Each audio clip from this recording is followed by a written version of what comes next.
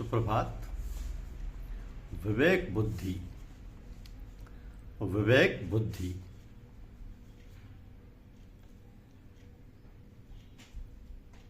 जीवन में क्या अच्छे से अच्छे कार्य कर सकते हैं उसका मनन करें और विवेक बुद्धि से विचार करते रहें। बहुत से बेकार असामाजिक कार्य और विसंगतियां स्वयं निकल कर भाग जाएंगी। आपके जीवन में भगवत भक्ति सुख शांति का संचार होने लगेगा और प्रभु कृपा आपके पास चलकर स्वयं आ जाएगी। करना क्या है कि सिर्फ आदमी ही रोते हुए पैदा होता है, शिकायत करते हुए जीता है और हर समय ऊपर वाले पर नाराज होता हुआ ही ऊपर चला जाता है। इससे तो पशु अच्छे जिन्हें कभी किसी से कोई गिला शिकवा नहीं होता। अपने से काफ़ी छोटों को अपने कंधों पर शमशान पहुंचाने के बाद भी अपने बारे में नहीं सोचते। सबको सबको छोड़कर जाते हुए देखने के बाद भी अंत समय तक संग्रह ही करते रहते हैं। हम कैसे विवेकी। माँ बाप और सभी स्वजनों को सभी प्रकार से सताकर फिर अपने पुत्र पुत्रवधू से अपनी सेवा चाहते हैं। हम कैसे अंधे व स्वार्थी। धन किसी भी प्रकार से छल कपट करके कमा लेते हैं और फिर उस धन से सुखी होना चाहते हैं। जैसे घुने सड़े बीज बो करके लहराती फसल देखना चाहते हैं।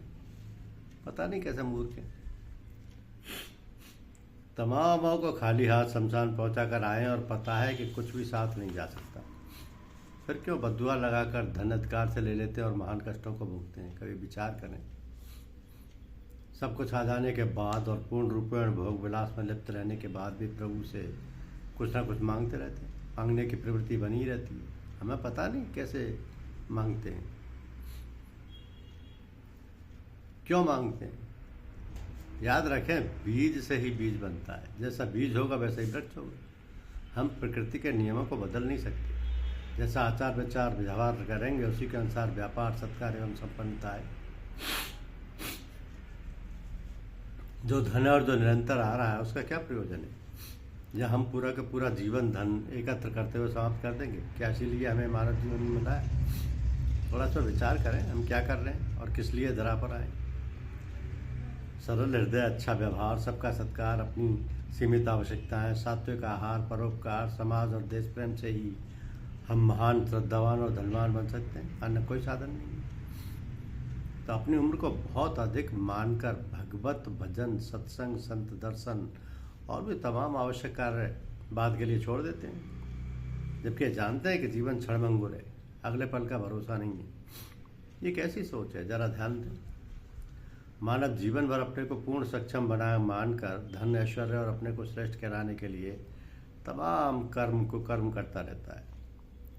कुछ श्रेष्ठ प्राप्त हो जाने के बाद भी उसमें से सुख शांति नहीं ग्रहण कर पाता एवं अधिकाधिक दुखी होता जाता है।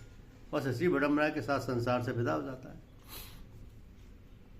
संग्रह की कला तो खूब जानते हैं पर त्यागने की कला से बिल्कुल अनभिज्ञ हैं। इससे लोभ और लालच में फंसकर उम्र भर माया जाल में फंसे रहते हैं। जो त्यागते हैं उनको माया स्पर्श भी नहीं कर सकती। सुख में परमात्मा से अपने को दूर कर लेते हैं, इसलिए वह सुख में सामने नहीं आता। धन्यवाद।